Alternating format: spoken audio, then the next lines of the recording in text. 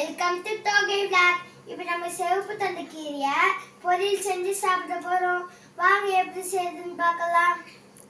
இந்த தண்டு கீரையை யார் தந்தாங்கன்னா எங்க ஊர்ல இருக்கிற ஒரு பாட்டி தந்தாங்க. இது எங்க ஊர்ல வளைஞ்சது. இந்த வீடியோ பிடிச்சிருந்தா லைக் பண்ணுங்க, ஷேர் பண்ணுங்க, சப்ஸ்கிரைப் பண்ணுங்க. தேங்க்யூ. ஒரு டீஸ்பூன் எண்ணெய் ஊற்றிக்கலாம். கடுகு போட்டுக்கலாம்.